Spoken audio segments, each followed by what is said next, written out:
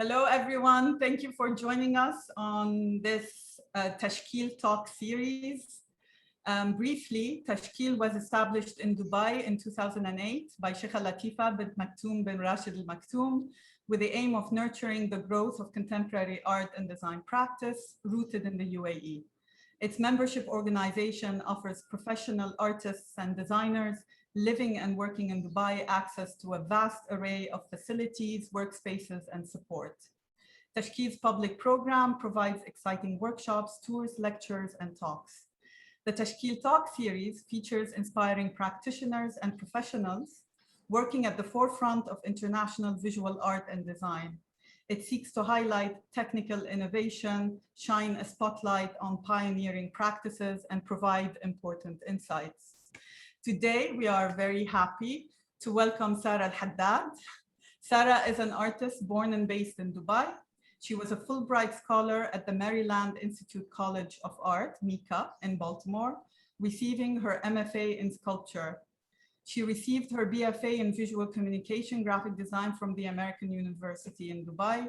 Her recent exhibitions include a solo Forget to Remember Quadro Gallery, Dubai 2018, group exhibitions, Portrait of a Nation 2, Beyond Narratives, Manarat As-Saadiyat, Abu Dhabi 2022, The Magical Number 7 plus or minus 2, Meme Gallery, Dubai 2019, and Rock, Paper, Scissors, Positions in Play in the United Arab Emirates National Pavilion at the 57th Venice Biennial 2017. The title of the talk tonight is The Process of Do, Undo, and Repeating, ing between brackets, just to make sure. In this talk, Sara will share her work and focus on her creative process that sparked from a very personal space and embody internal struggles, prevalent in her use of different knitting and crochet techniques.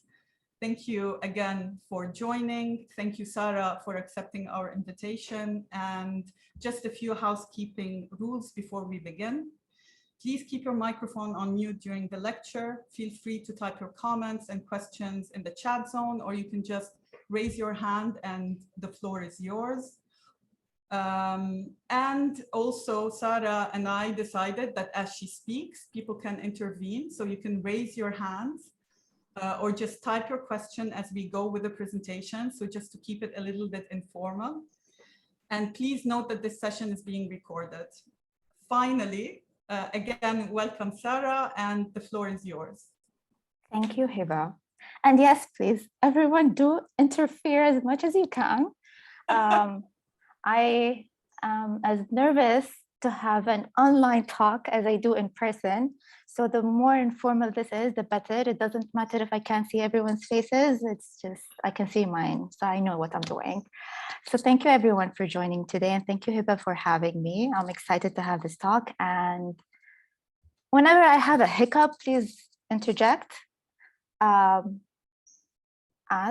and we'll just take it from there. And definitely, this is going to be a little bit all over the place, just like my thinking process at times. So this is going to be as perfect as it can get. We like that, Sara, so don't worry, just go for it. We'll see what that by the end of this. Yeah. So for today's talk, well, this is actually the first talk or the first talk I've had in a very long time. I've never had an online talk, so this is quite special to me. And thank you everyone for joining. So I'm starting with different works I have. So basically I'm gonna just go from the latest to the oldest work.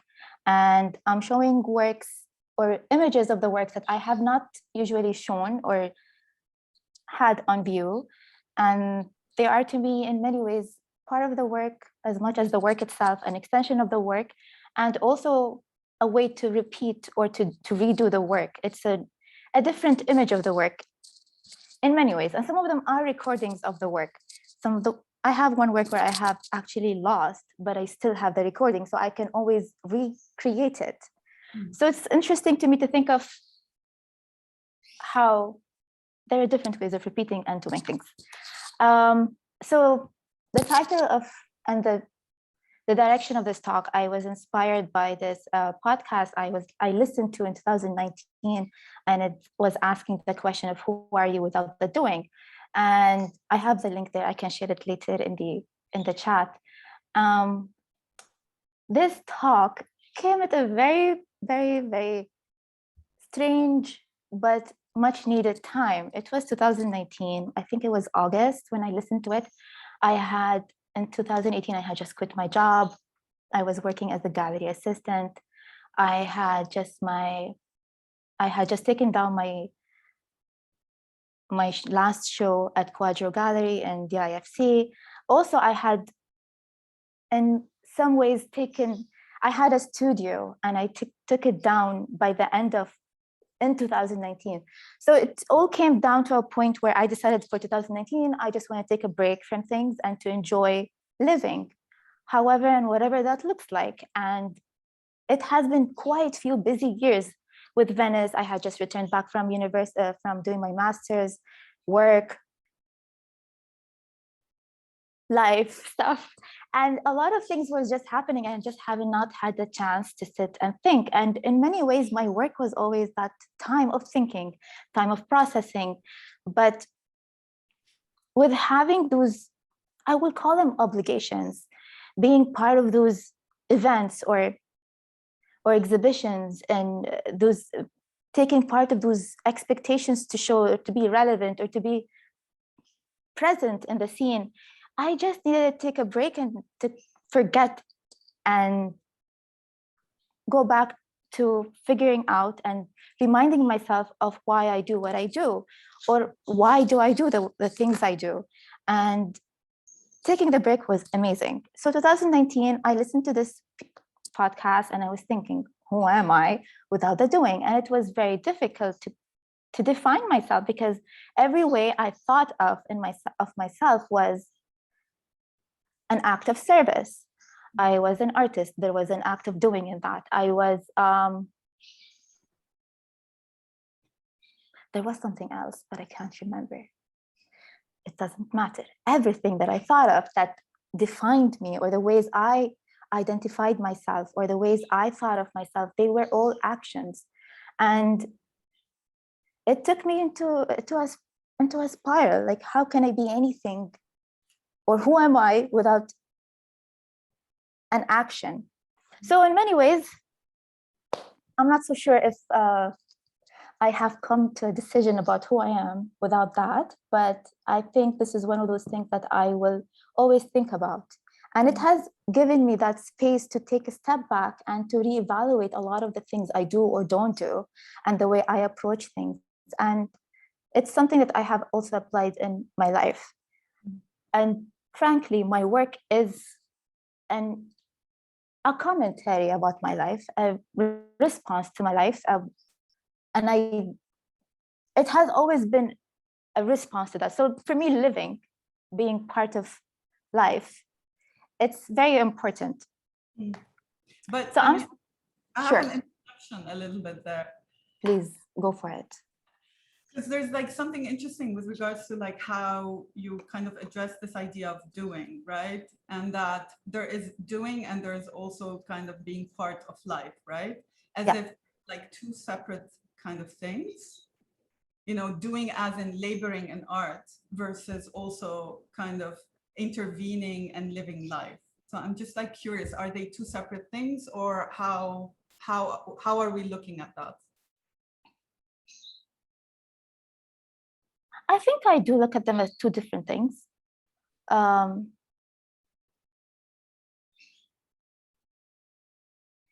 They do probably intersect at some point, but it depends.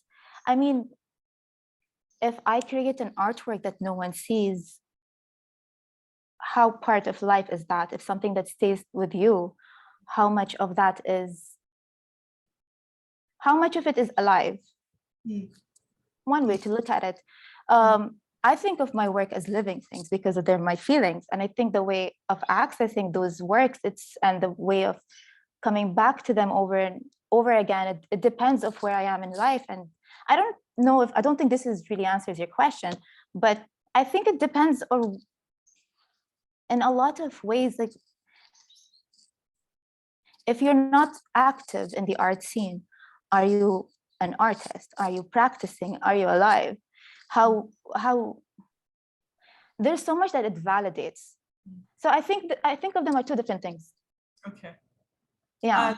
I'm gonna question this later on. Let's, I'm gonna Go for it. Yeah. Please. So this was, sorry? Hopefully with input, also interjection from, the public as well, so. Yes. So this was part of my solo. It's the artwork is called Forget to Remember, and it was consisting of 79 pieces, both paper and crocheted pieces. Some of them were just strings and some of them were crocheted pieces, but I have documented and I have recorded the timing it took me to finish each row. And they were on the wall. So this is an example of the rows and the timings it took. I record my works in different ways, and in many ways they reflect not just time, but they reflect, to me, they're markers. Time in many ways, but the way we view time change. Like the way I view time with each work is different. Sometimes the breaks I can look back on and I think of as happenings. Oh, there was a video here. It's not showing. That's strange. Anyway, there was a video that was supposed to play. There is a hand happening right in front of me. Hello, Sarah. Hi, Rob. Hi. I have a question for you. Something you said just triggered something in me, and it's something that I've experienced myself personally, and I wonder how you would respond to this. That I've always felt like my art practice is separate from my life. That somehow I lead a life. I've worked in the art world in various capacities, and when I'm there, I'm one person, and then when I get into my studio or get into my art head, I'm another person, and that disconnect really bothers me. I don't understand why I have to lead a dual personality. Why I can't be an artist with every breath I take, every move I make. I'm gonna start singing songs, but yeah, like why the separation between practice and life? I know it's a massive question and we have like 10 minutes, but anyway, there you go. I don't know how to answer. I'm a little bit like confused why the video is not there, and I am thinking about the question. But sorry. Why is there this connection? Not you. I mean the video. Oh, okay. We can, if you want, after we go through this presentation, we can play. You can open up, share your, and like open up the video separately. Yeah, I'll figure that out. Yeah. I think, to answer Rob, I think sometimes, so this might be a little bit different for each person. For me personally, I really have an issue with talking about my work or what the work means, because my work is very personal. And I think the way we access different arts or different works, people really want to have that access to it to understand what it means. And I always found that very strange, because why can't we just look at something and allow it to give us a feeling? Why can't the work just be something to look at? Why can't it be something that makes us think about certain things? So so for me, I cannot talk about my work. The work becomes something else when it's on view. For me, it's still part of my life, but once it's on view, it's not something that I want to have others necessarily to relate to because of the messaging behind it, as much as does it make you feel something. There's a lot of movement in my work. Unfortunately, the video does not show that right now. But I've always found those moments of movement, of stillness, like be standing in front of a work that moves and things like that. It creates, it's moving, it's air, it's for me, I need to have a disconnect. I need to not talk about the work. So for me, there's that aspect of it. Yusra has a question. Can we unmute Yusra? Kara? Yusra, can you unmute yourself?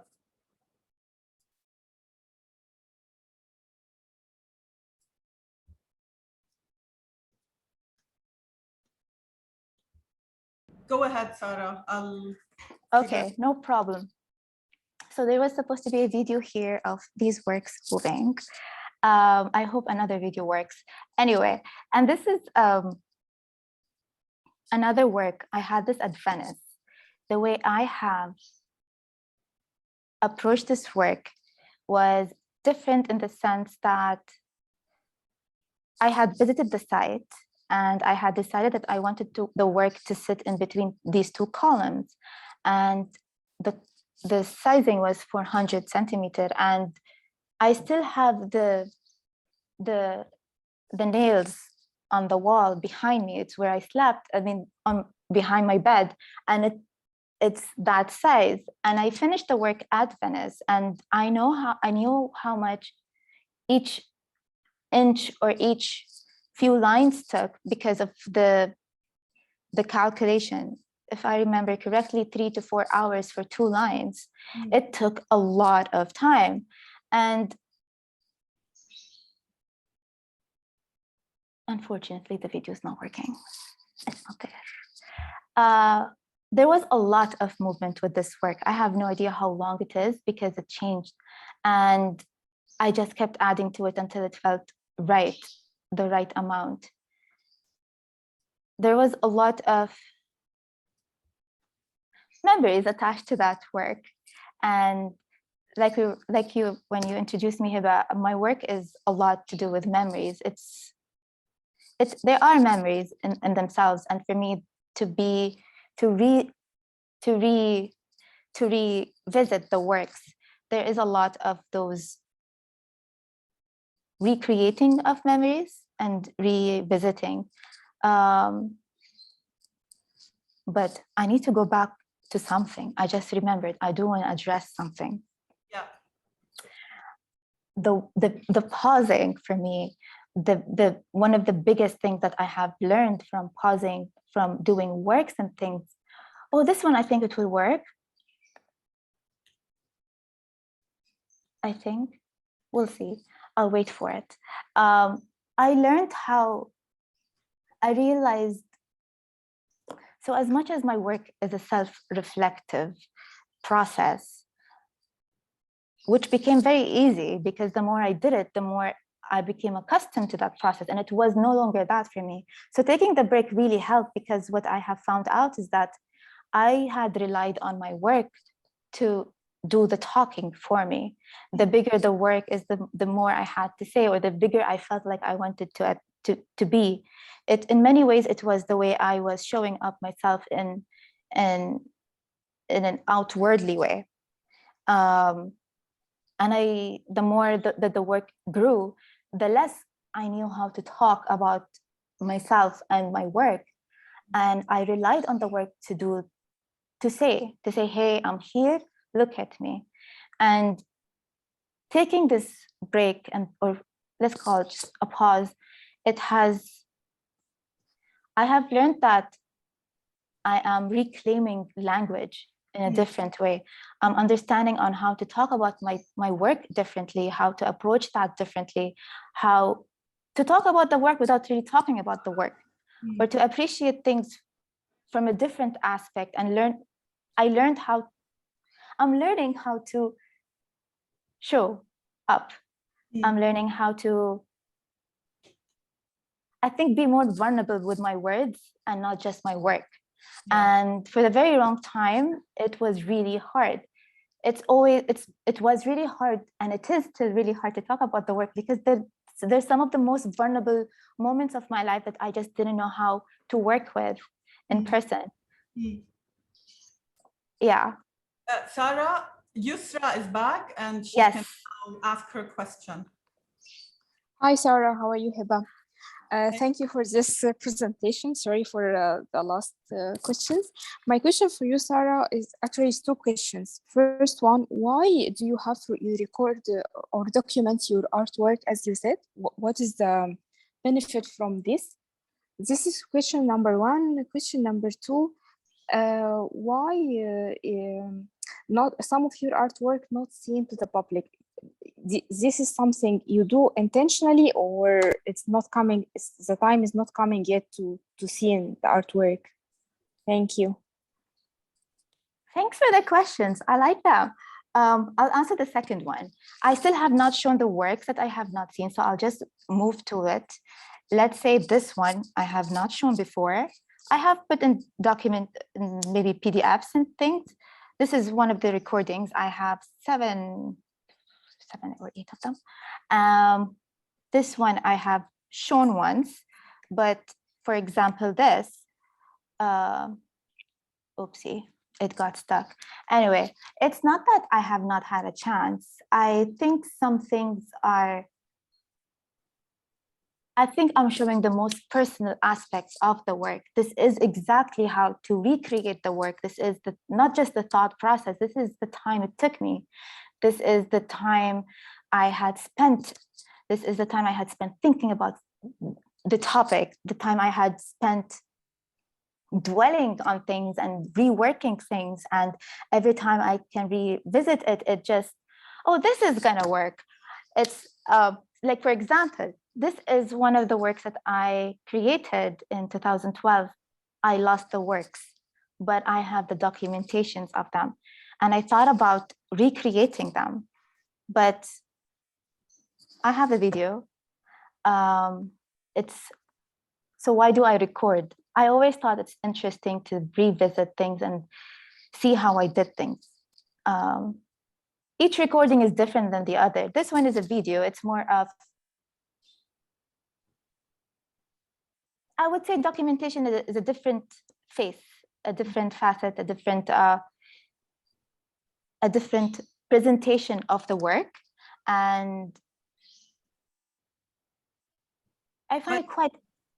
But doesn't it also go back to the word that you use, which is like interpretation or translation, right? So like translating the works into different kinds of mediums and ways. Okay, yes. I think, okay, so jumping off that, I would say each one has a different way of interpreting. You would think of you would visit the work differently. I like numbers. I like counting things. I think also there was a big aspect of how with crochet you work with numbers. You look at the stitches, especially if you're going to follow a pattern, there are steps to follow. And for me, writing and documenting has always felt very, maybe being grounded in the process to focus, and I needed to focus. And I love the recordings personally because I can revisit the work, especially let's say I no longer own the work. I still have a recording of it. So to me, in many ways, I still have it. It's still with me. Yeah. Okay, so I skipped a few things, but I like this. So I'm gonna keep this for now. But yeah, language, so important. So jumping, I spent the last, has it been 5 years since 2019? I haven't created anything new. I have taken the saying quite literally, and it has caused me to question everything about my life. Who am I as a friend? Who am I as a daughter? Who am I as an artist? Who am I as a human or as a being? And who am I as all of these things without actively participating and behaving in a way that validates me as those things? And it has existential crisis is a very is quite on point. And then COVID happened, and there was that forced factor into kind of just being, okay, so now let's work on this. I traveled, I mean, before COVID, I did a lot of cleaning out, and I had revisited, one of my favorite things is that revisiting things I've had put together since I was 12. I had like a box with all these sequins and sequins and something, I forgot the word, different 12 different, it's a bunch of different things. And I sat down, attached the string to a needle, took one by one, and I rearranged everything. I think I watched the entire season of Bones doing that. And I found myself doing work without the capital A art. And I found myself doing art, or doing the things that I found the things I find enjoyable, and things that I relate to in my art practice in different ways. And I found out that I practice art. I practice the action of creating in many ways in the way I live, whether it is cleaning or the counting thing. I count a lot, I realize. I might not document them anymore. Yeah, but definitely one of the things that I have worked on and I have been able to look at in a very different way is recreating my website, which is something I have been wanting to do since 2017. It has been a very long process, and I'm finally recreating it, rebranding it. And for the very first time, I am approaching each page, I'm designing each page, coding each page, thinking of it as a separate thing from a whole. And I'm thinking of my website as, okay, this is actually an art practice as well. Why don't we talk about those actions and things that we do as art? Yeah. Please have a question. I actually also want to interject with this idea of like language, because it feels like, just from reading some of the titles of your works, as if they're either continuing an invisible text, an invisible conversation, or they're kind of like responding to something that we don't necessarily see in the text form, right? They seem to be fragments of things that have occurred, and we just see parts of that action, as you say. So I'm kind of intrigued in how you come about to thinking about those things. I think of the titles as a window to the work. I think of them as the only thing I'm willing to talk about the work, the only intimate thing I'm willing to share about the work. And I like the titles because they can create different narratives for different viewers, and the way their access is very different from one person to another. I'll have to go a little bit back for this. Oopsie, not this. Yeah, let's say this artwork. So I chose to show the recordings without the actual works. I think it's an interesting way to think of the work as just this. And they do, in different ways, act as standalones. So for this work, it's called Passing Clouds. He said it was from a conversation I had with a friend, and this scanned page is of a different piece, and that's how long it took me. No, that's the number of stitches and how many stitches for each. It's a story. The title and the numbers both tell a story, and they could be different things. For the Venice work, I intentionally had the word I and you for all the works I had, and to me the I and you were both me. They were different me's having a conversation. Where else? Forget to remember was a play of words. The entire exhibition was a play of words for me, especially, I mean, I don't have the title up here, but it was about, okay, do you forget so you can remember, or I forgot, so now, no, wait, forget. So you forget to remember something, or did I forget to remember? And it creates that space to something. It's creating that space to Hada. It creates a space. I'm going to stop with the creating space, otherwise I'm going to forget what I want to say. For example, this work, I use the cardboard as a mold to create a mold of a small sculptures of concrete. I'm forgetting words, just so you know. I mean, you can use Arabic if you need, and then we'll translate. I mean, Roberto has a question as well. Hi.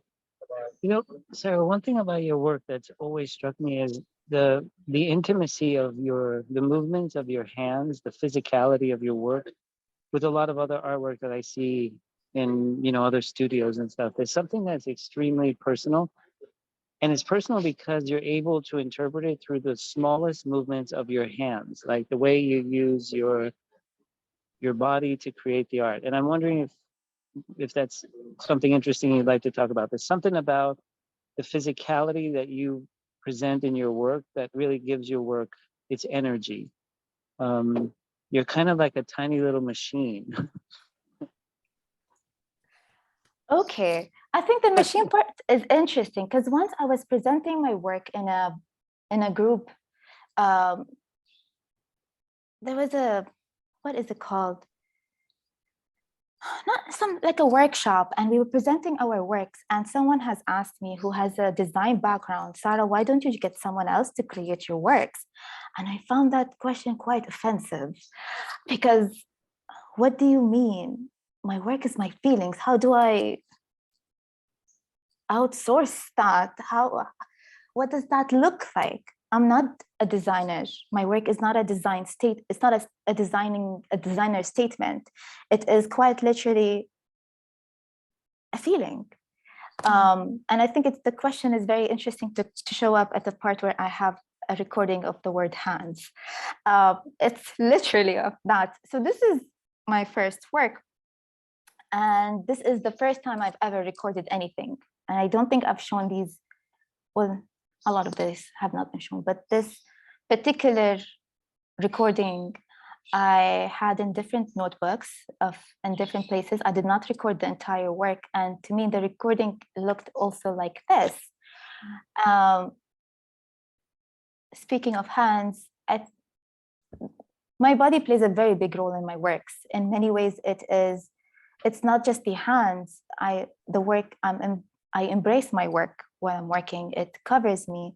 I had works that would act like as a blanket because I would be working on it on bed. The work sometimes take shape. They're much bigger than me, and the hanging of it. I am almost always part of the installation and the installation part. And for me, it's so important to touch the work, to be able to touch it and feel it and to experience it. For me, the works speak differently in different spaces, and they say different things. And for each space, it demands to be seen differently because they're feelings.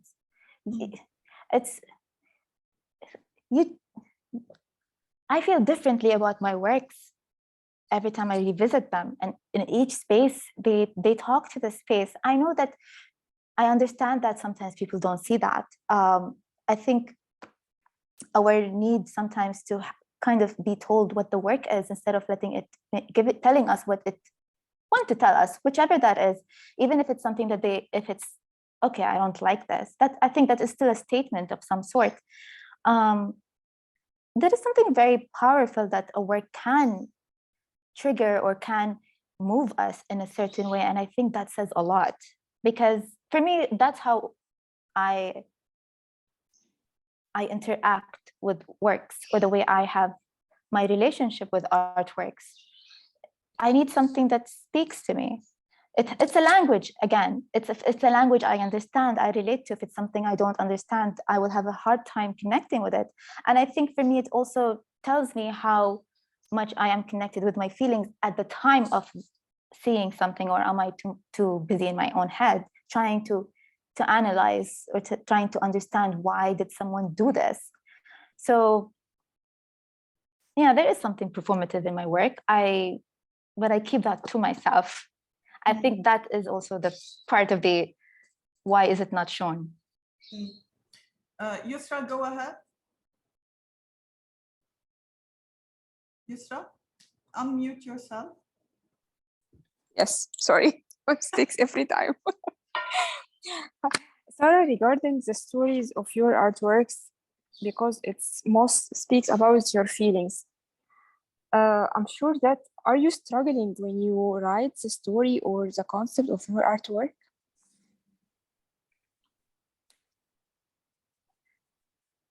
Interesting, because I stopped writing about my works, and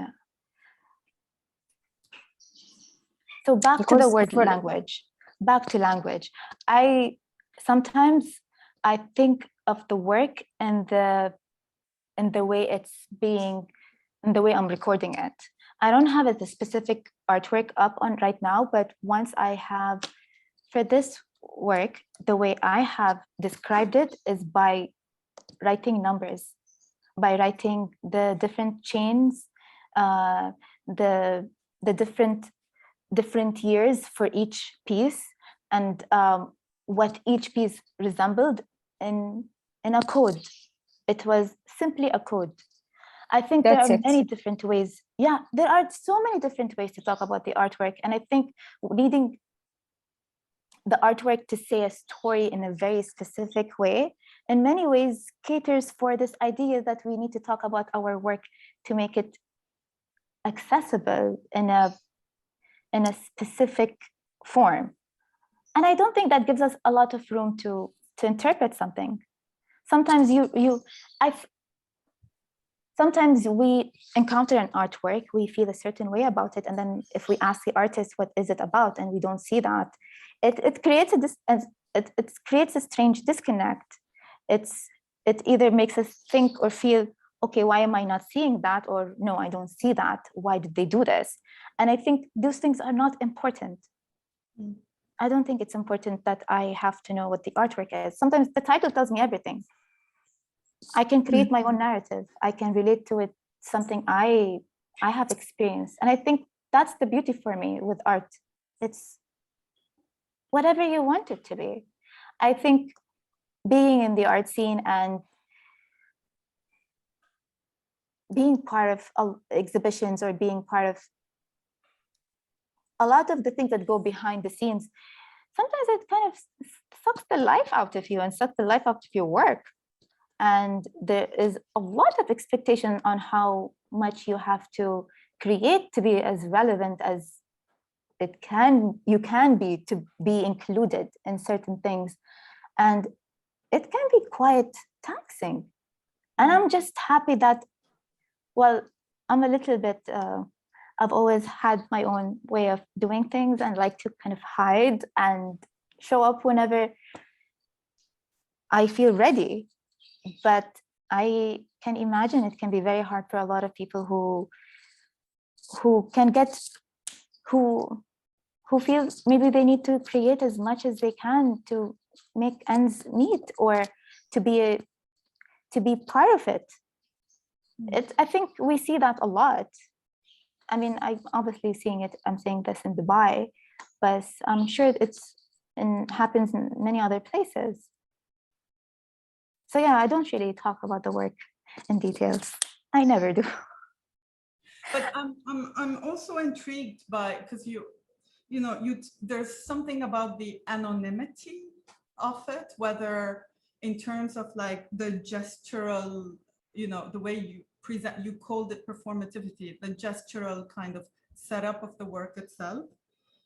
There's like a sense of anonymity. And I wonder if that anonymity kind of comes in place or comes into reinterpretation because you're working with a medium that is so gendered, like as, you know, this is a thing that women do like at home. So I wonder if the anonymity is because you're dealing with already this like overarching medium that comes with a lot of like discourse around it, or in what sense does that anonymity come into play? Because, you know, you're dealing with your emotions and it's already a medium that comes in as being gendered, as being feminine centric, right? And then suddenly you're also talking about your emotions, but you're kind of being anonymous about it as well. So I wonder if that discussion kind of happens.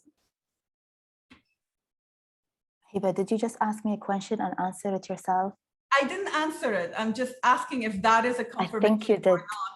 Well, I think you did. I think we'll just end it there. But no, I have not thought about it, but I like that way of thinking. For me, this work, it was a commentary, or not a commentary, but a way of, it's a self-portrait. It is a work, it's one of my first works, and it is about wearing my feelings out. For me, the strings and the loose strings, the pins, the unfinished things, they're all part of the process of how unresolved feelings are, how all over the place are. And they are the negative feelings that we don't like to show to everyone, and I'm wearing them. And it was so important for me to have it in pink because it's a very feminine color. And I just wanted, to me, it's that the idea of using pink as a way of empowering, and not just like, hey, it's a very Barbie looking thing, but rather I can be feminine and I can still talk about these feelings, and I can still be feminine as it does not, like, these two things can go together. But whether the that word goes with the work, I never thought about that. I have to think about it. That's something I'll have to think about. Yeah, interesting. Let me see if I can load a video. Yeah, let's try. I like this one, but do you wanna load it separately, not necessarily within the PDF? I don't remember where I kept it.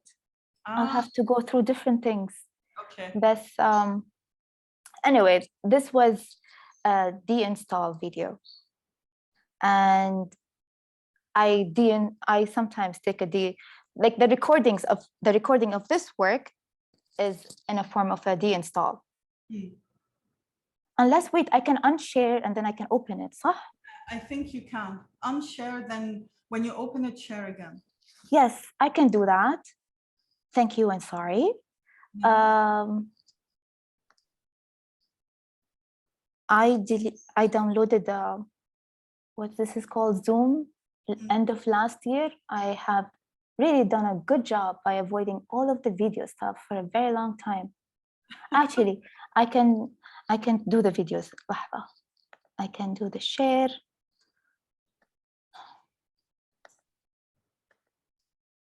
Let's see this.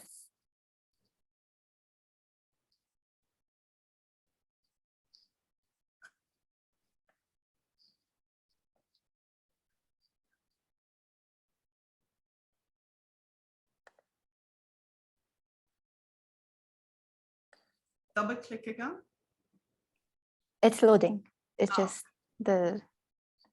If someone has a question as we wait for this video to come up, please. Even as the video is playing, there's no sound. I removed all the sounds. Okay, cool. All right, Sarah, I wanted to follow up on Heba's question because it's something that, again, I've been dealing with myself, and I see a lot of artists dealing with, is that, you know, one of the norms of in today's art world is that an artwork is viewed through a political spectrum, almost regardless of whether the artist's intent is political or not. And that all of that language is so loaded. I mean, it's a very loaded statement, but I wonder if, you know, in 20 years or 50 years from now, your work ends up indexed in a book and it's used as a reference point to speak about a political issue. Would you find that to be like a fair assessment of what you were going through at the time, that there was something about a comment on the society that you live in and what you've gone through? Or do you believe that's like too narrow a point of view? Does it do justice to the work or does it harm the work?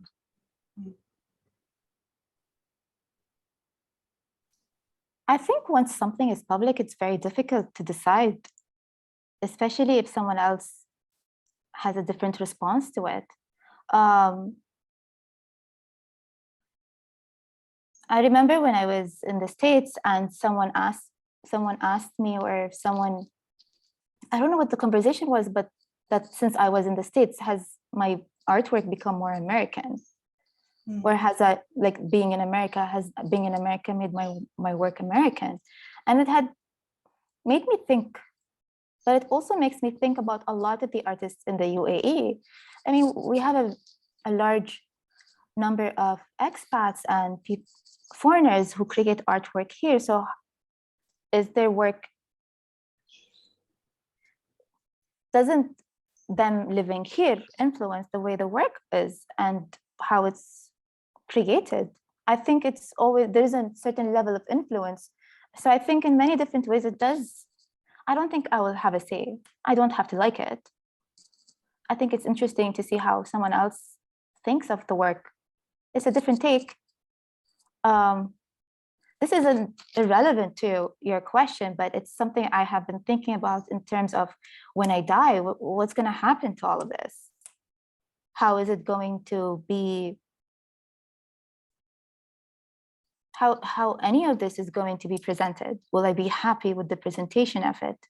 Would I want anyone to present my work without, like, let's say my family's involvement? Like, do I want to get my family involved in the happenings of my work once I'm no longer there? Like, how do we decide that this is so this is another way, like, how would anyone know if this is something I would like once I'm not there to say anything? Okay, now I have to think about this, because in many ways I don't want my photo to be circulated when I'm dead.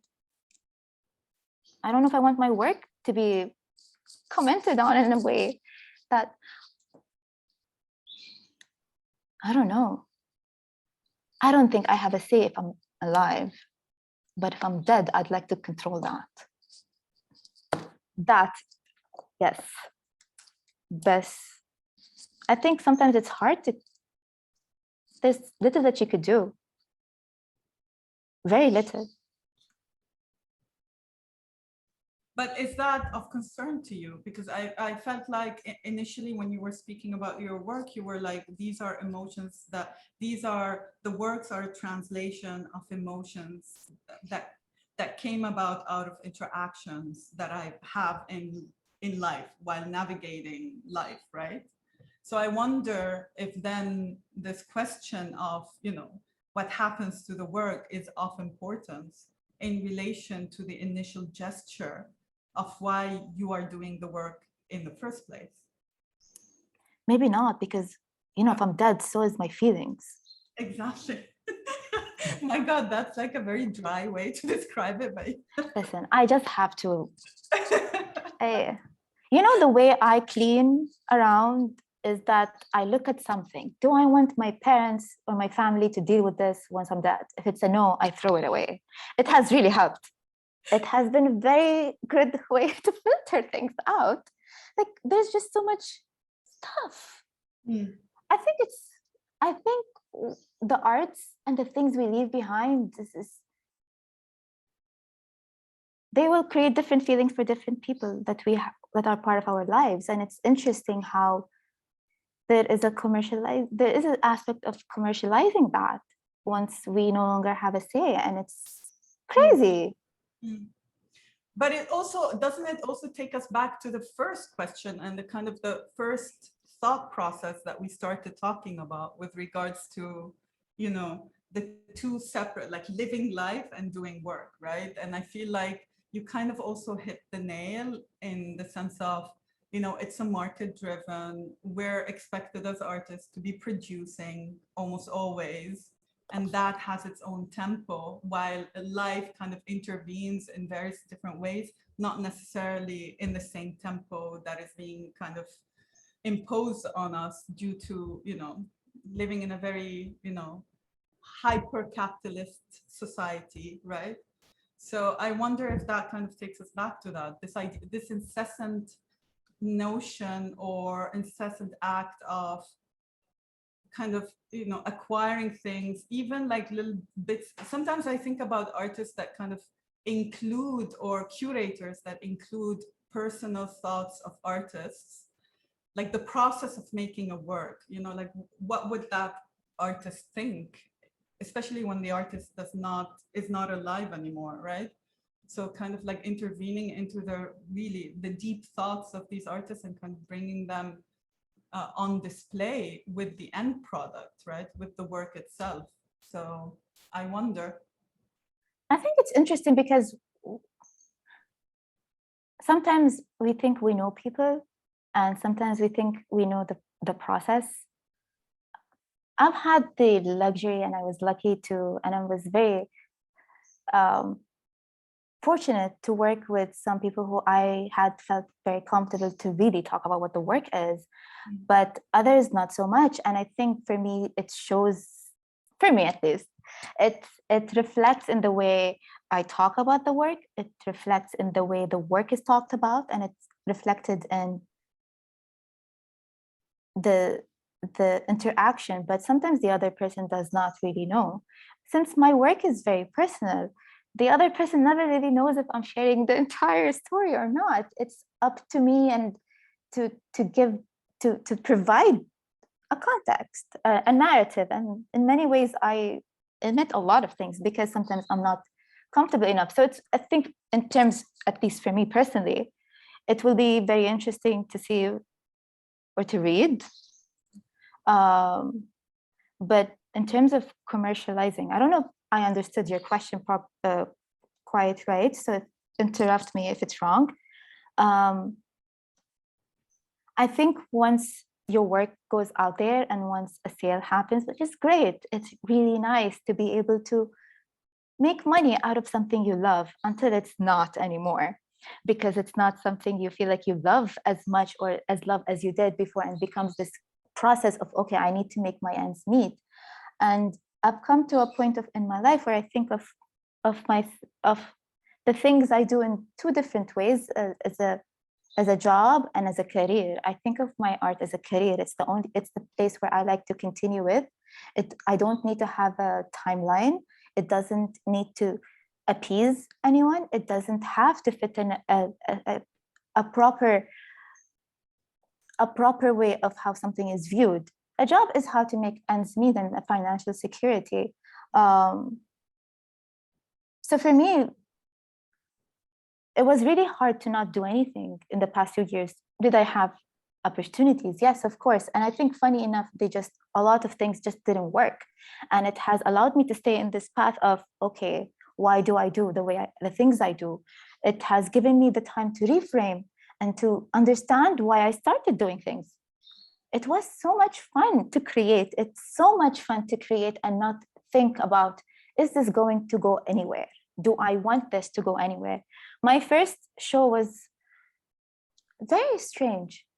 I didn't think this was something that would be a liking of someone else and that they would think it's an exhibition worthy. I never created work thinking, oh, this has to go somewhere. It was something between me and myself. It's a diary. It's a visual diary. It's a documentation in so many different ways. But yeah, I did think about something, but I forgot. I just want to say I mean, I also want to kind of interject spatially, like the spatial considerations. But are you going to be playing this video for us? Oh, it did play. Yeah. Wait, I'll do it again. Yeah, but just push the mouse off the bar so we can see it without the little. Oh, okay. Just a second. Cool.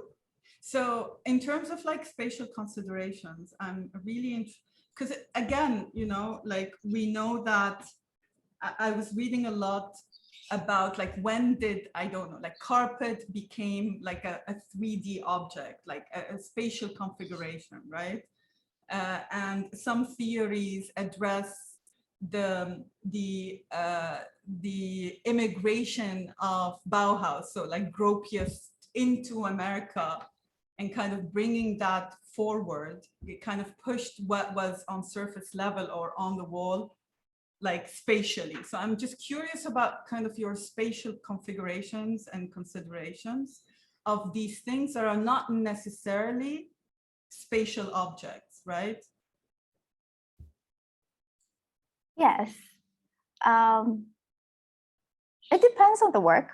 Mm. It depends whether it is site specific or not. Mm.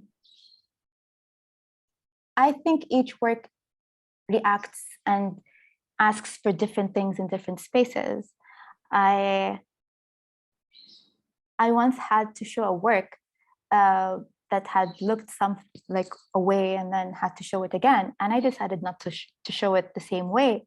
And some people were surprised that I did not have a conversation about that with them in advance. And it made it very clear that some people just haven't really had a conversation with me about what the work is about or what my practice looks like.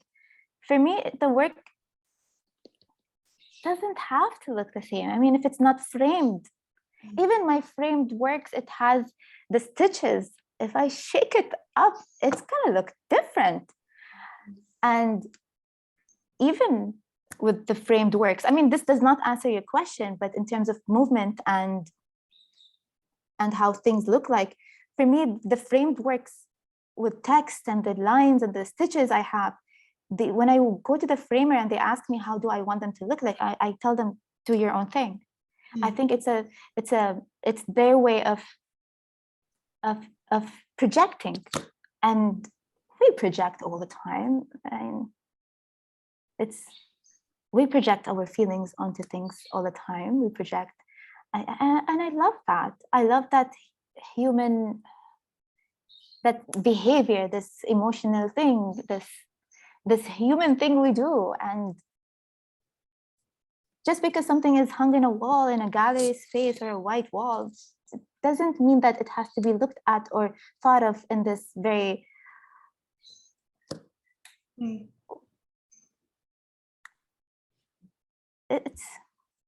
But there's, as we said, there's like this sense of like sequential, it feels like it's, you know, parts of conversation, right? Like there's a story that is being told, right? There's always a story. Yeah. There is I'm just trying to put the screen up. There's always a story. It's a matter of, is it something you see? Yeah. For me, I think this one is the most, it was the most calculated one for me. It's 97 pieces. I had different walls, and the heights, I actually had a conversation about that, and I had decided all the placements for everything. Things were always up and down at different heights. They reflected different heights, different, I played a lot with the number 97, with height and different numbers that I had in the other works.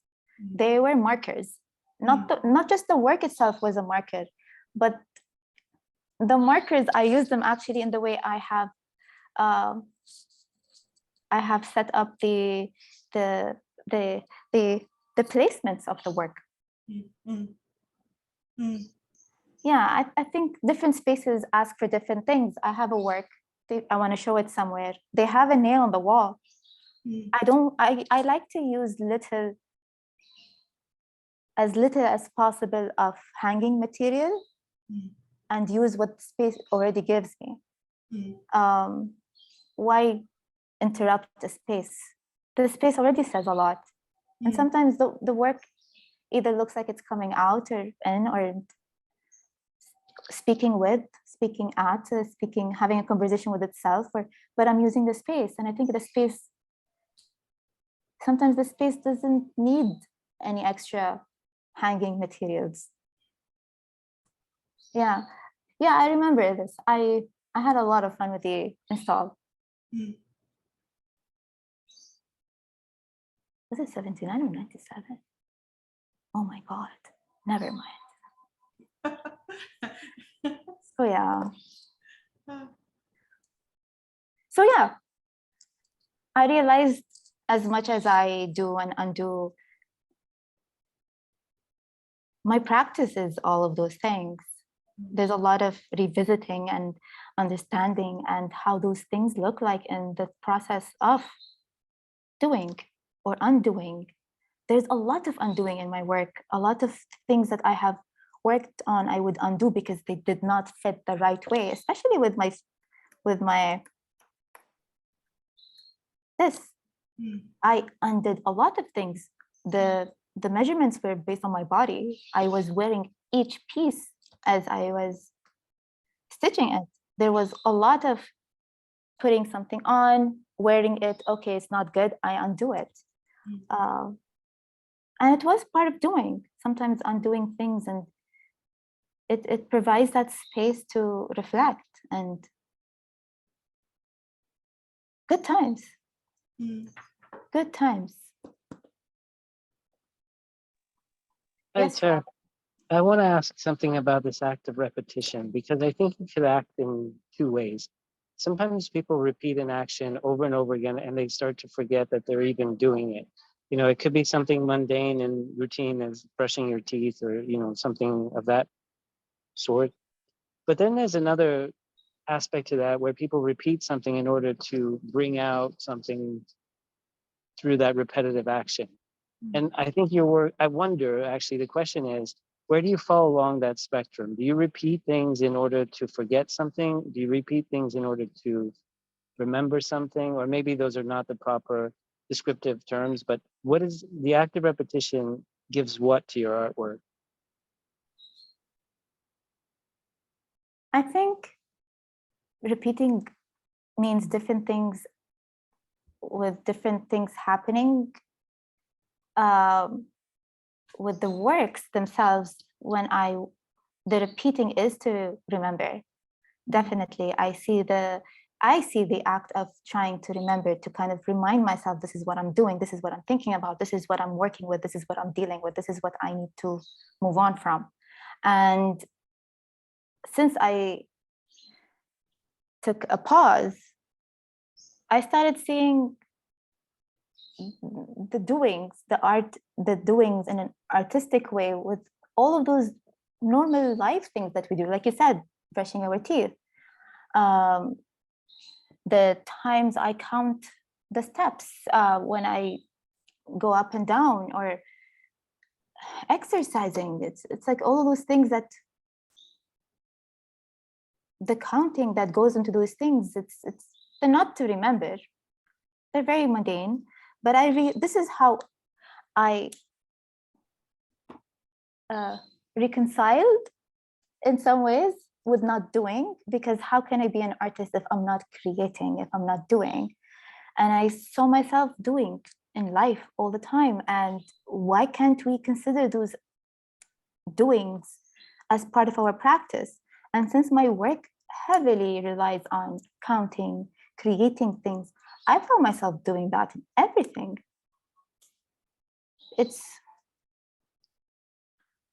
But I think I work to forget. Yeah. For me, the work is a release. And it says a couple of things, which is, one, I'm vulnerable, and two, the work, when it's finished, it's that I'm letting go and I'm ready to let go. that's why every time also I revisit the work, it's different. It means something different to me.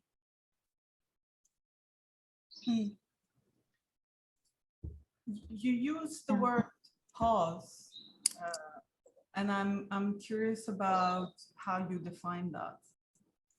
Like in terms of like tangible, practical practice.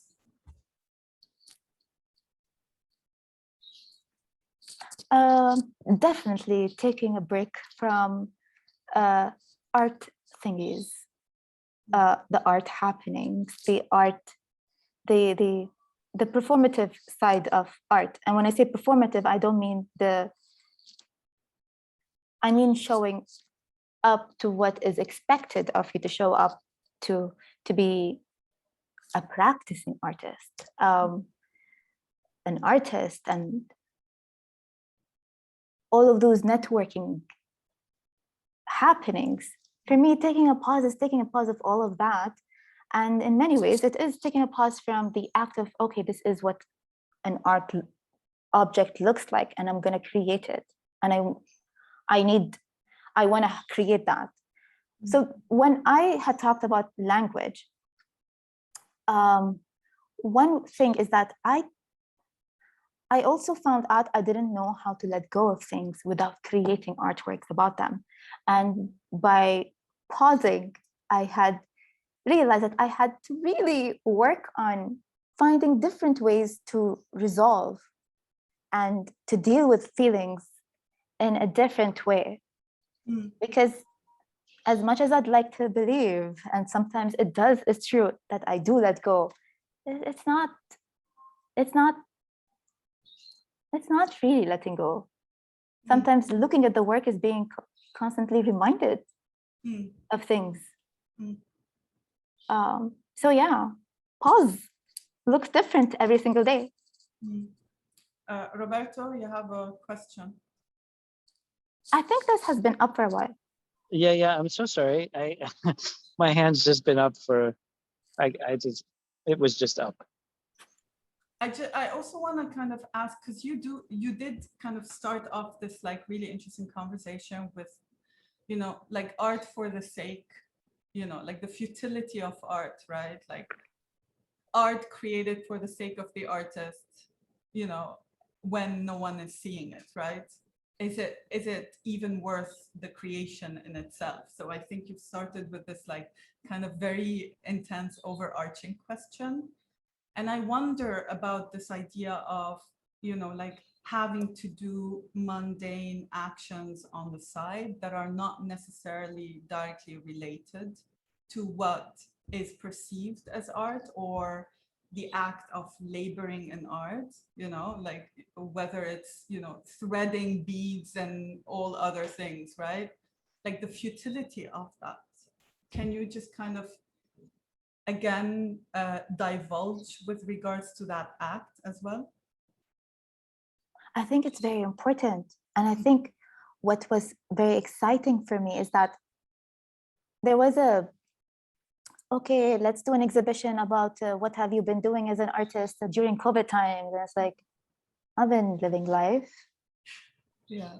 Why does my work has to reflect or comment on that? Why do I have to do that? Why does my work has to say anything? Why is that specificity about it? And this is what I have been doing, and no one understood that. No one understood, like, what do you mean, Sarah? You've been putting your colored beads together and arranging things.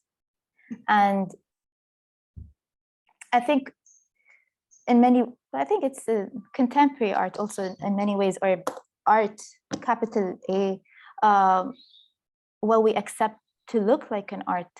I think it's interesting. It's interesting how we sometimes use a lot of big words to define things that have very little impact and mean different. Like the language we use to describe certain things, certain works, sometimes it can be simplified. And I think it's so important to have those, for me at least, it's very important to have that act. I was able to create artwork. For me personally, the artwork I created is in some photo somewhere in one of my hard disk about just, this is how my beads looked like. I have them in separate packets. I did think this is really bad for the environment. I just don't know how to separate them. I think it's so important to have those activities, those processes that satisfies our need to create or to do things without having everyone else to see them. I think it's a way to also reflect to look inwards. How much of our creation of works and artwork has so much to do with the outworldly reaction to it. And I mean, how can we know if our work is not impacted or reflected by what the other would like to see when we create, knowing that this is going to go somewhere? I know for a fact that I have a very hard time sometimes creating, knowing this is going to go somewhere. I didn't care about what anyone thought when I created this work. This didn't go anywhere. I actually had a studio in Tashkeel at the Fahidi neighborhood when I was creating this work. I found it very hard to have people walk in and out. I was like, I like my privacy. So it was also interesting for me to work with the body and have people walk in and out. And what did that mean to the work?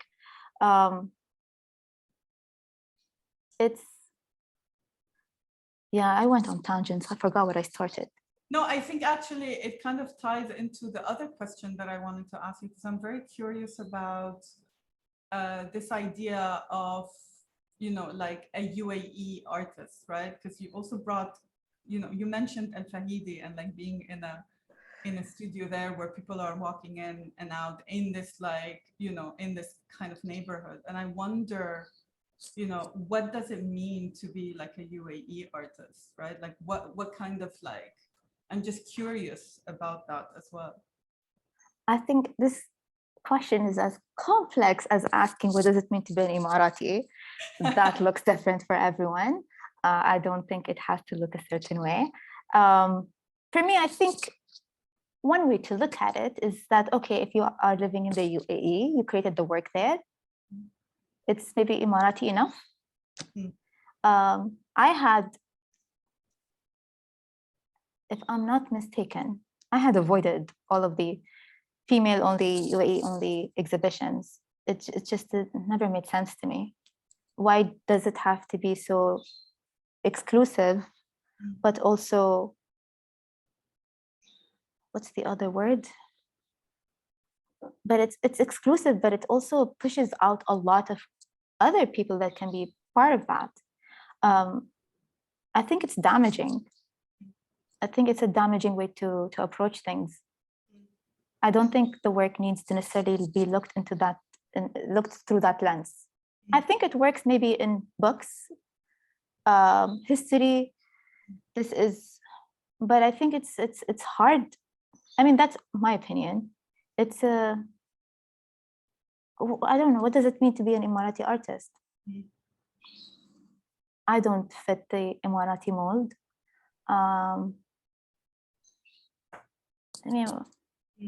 I had actually, go for it. Because I was like more thinking about like being in a place that is so ever like accelerated and things are changing so quickly. I wonder this like futility of actions that are so inconsiderate and in perspective, like so like even less than a human perspective in relation to everything that's happening, if that's something to kind of also think about. What do you mean? So like basically like being surrounded by a city and a place that's changing so quickly and at a scale that is not necessarily a human scale, as we know, right? So actually engaging in these very futile actions of things that could be considered very irrelevant, if that is a, you know, if there is something to kind of like put these two images together. Okay, so I'm glad that I asked, because I think you see it in the art scene. There is that yalla yalla yalla, let's get things there. Everyone is always constantly making, not just like the artist, but also the players. And I think it creates it reinforces the idea that we need to constantly create and to do and to present and to be relevant. So yeah, I think it's interesting. I think sometimes it's easy to lose track of the things that makes us who we are and the things that we enjoy when we are surrounded by maybe fast moving things and things that are constantly happening.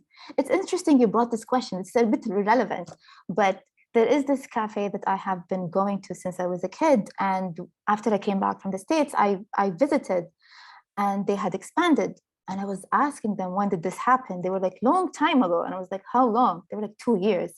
And it drives me insane that 2 years in Dubai standards is too long. It's just yesterday. It's just yesterday. It's crazy how time is experienced here. It's crazy how, I mean, I'm sure it happens in other places. I'm talking about my experience. Enjoying those simple things in life has become not doing enough. This hustle culture is crazy.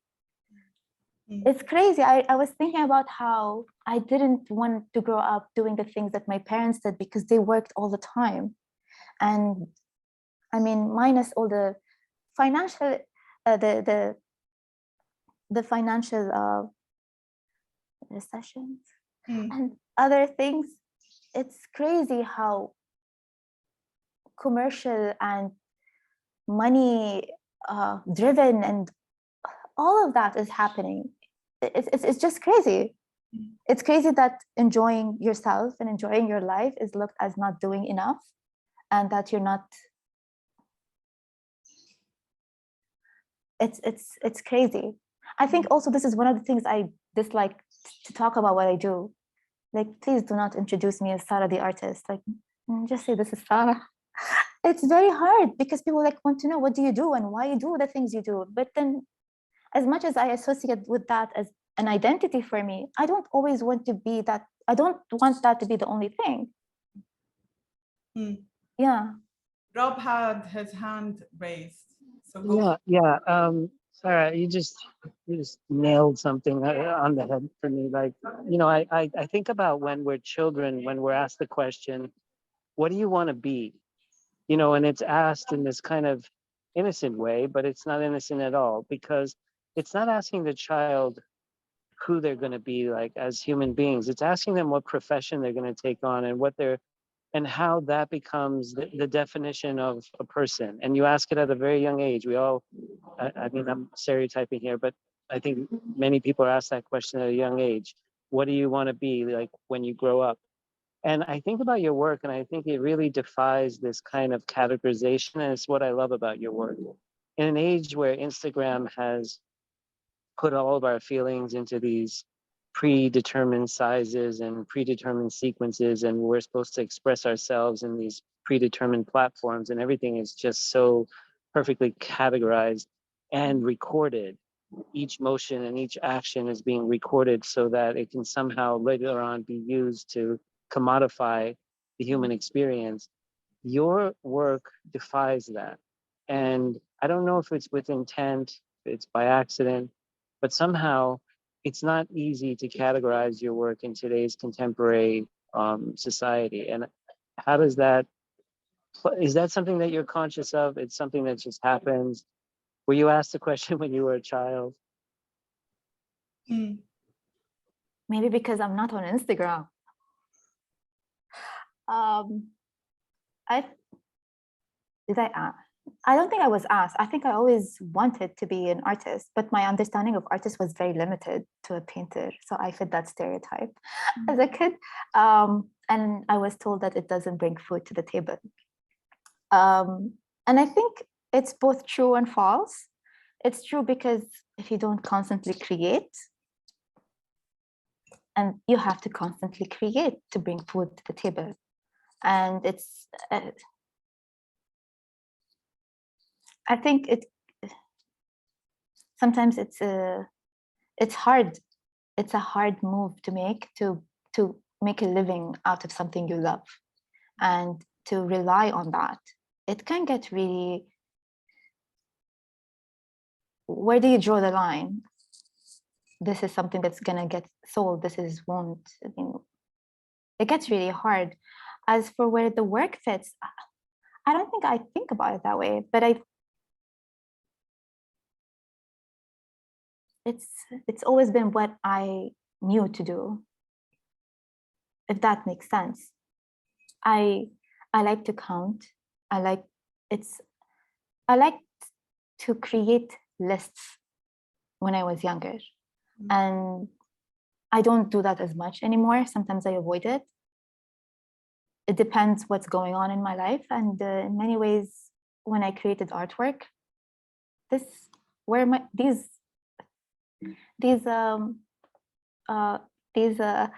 recordings were my lists. These were the things I did. These are the time it took to create them. These circles are the amount of the yarn or the thread balls I had to use. I think of my time in it's a life. If it's not my feelings, it's the time it took me to create them. And that's time of my life. I don't know where that fits.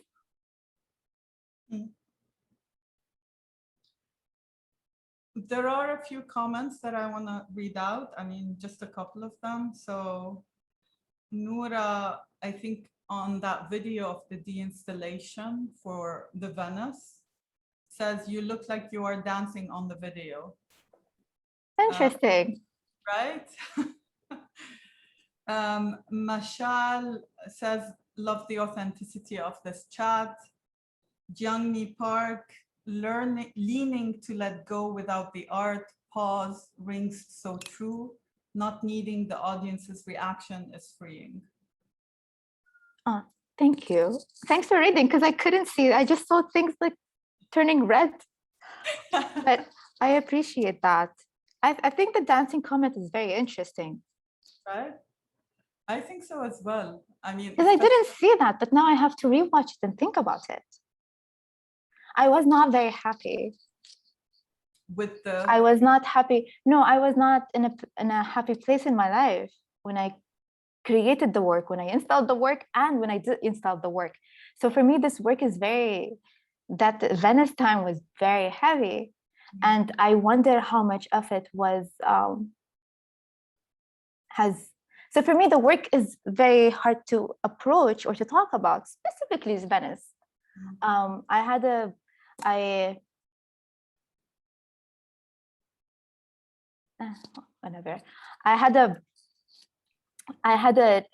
an engagement break right when I was in Venice and right when I was installing this work.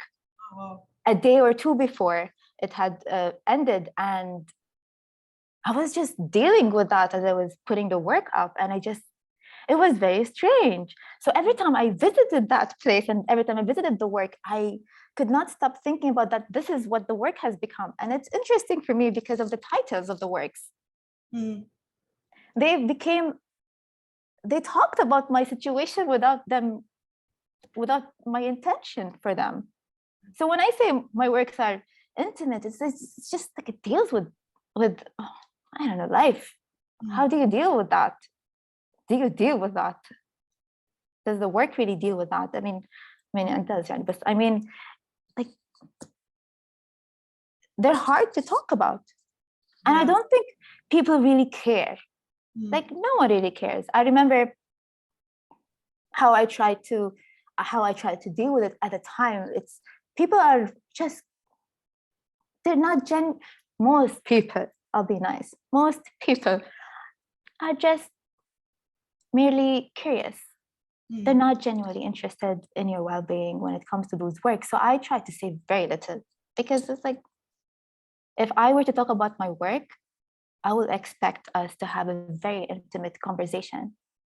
And it's an act of trust.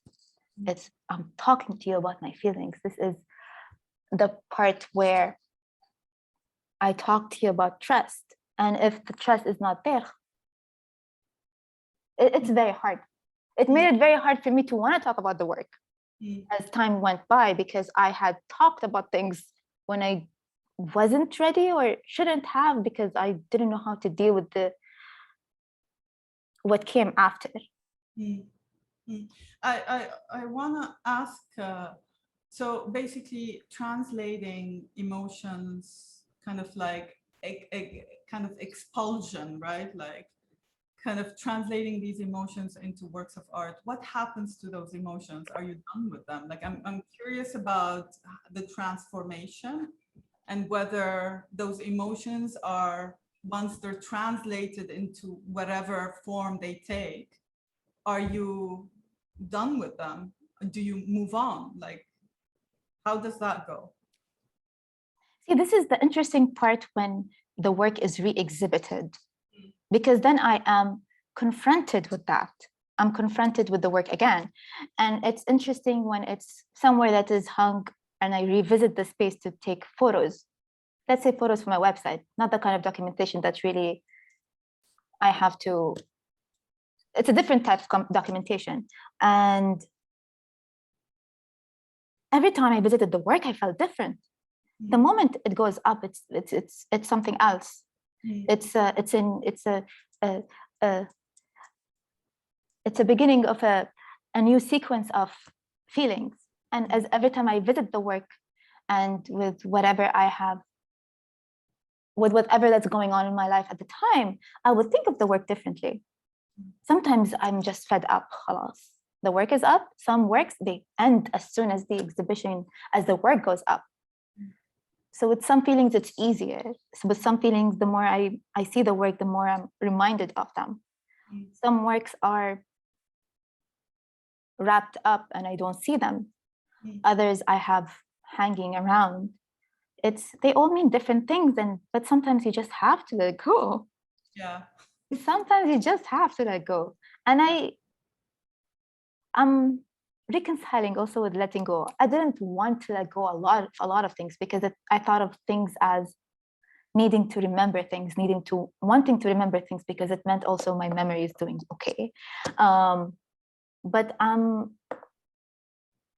I'm growing to enjoy forgetting, because it means I have more space for new things. And I like to think of that. I'm liking this approach. I think there's a lot more than what has gone. I want to read more of the comments. So Yusra says, you spoke about my internal thoughts. Noura says, please watch it again with a beginner's mind in reference to the dancing and look at your dance. Rabab says, vulnerability and safety using your work as a unique language and your voice. It's beautiful and raw human aspect of wanting to connect through emotions with others. Thank you, everyone. Sarah doesn't do this kind of stuff often. Not at all. I'll probably disappear for another 5 years. No, Sarah, I'll dig you up. Sarah, please don't disappear. Don't mind. I need to face myself after all of this. I said too much. See, so this is different. So now this is like I realize that I am art. It's not just the work I create, because it's just the way I carry myself and the way I talk and the way it's who I am. I guess that's one finding I had, who am I without the doing? It was أنا am art. خلاص. This is like whatever happens, happens. Yeah. We're like fast approaching the end of our talk. I just want to see if anyone has any additional questions to ask Sarah, to take this opportunity. If not, we can free Sarah from her tension. Actually, I think I managed really well. I think so as well, Sarah. Thank you. I think you have a good kind of audience that also helped with the really interesting questions as well. Yes, thank you, everyone. So thank you, everyone, as Sarah just said. Sarah, thank you again for accepting my Welcome. invitation to do this. Thanks for having me.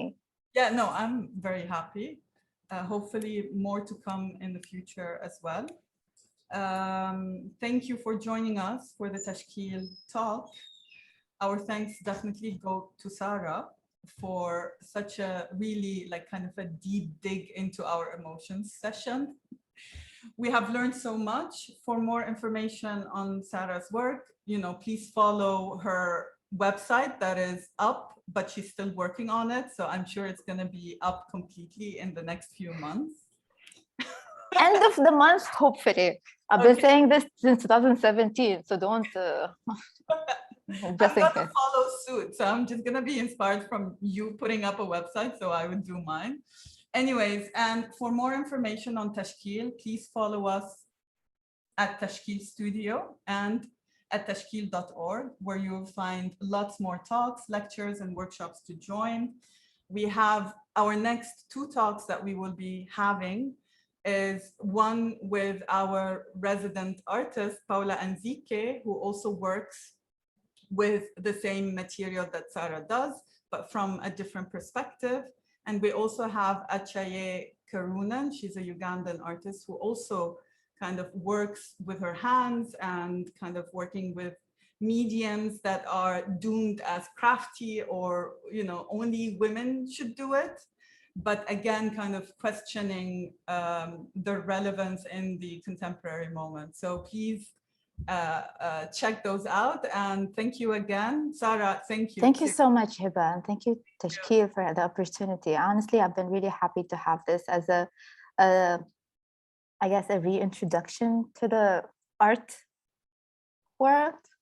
I mean, I'm happy that I helped in some way. I was really happy for the invite, and I really appreciate it. No, I'm happy we did it, and like you were nervous about it, but here you are. Like we had a really interesting talk, and I'm also happy that people saw that it was so intimate and like truthful and genuine. So that is a really nice take on. Yeah, I'm happy to hear that. Yeah, me too. And read that. Thank you, everyone. Seriously, please check us out, check Sarah's work. Hopefully we'll take her out of her little cocoon once again in some form. And see you soon. Thank you. Thank you.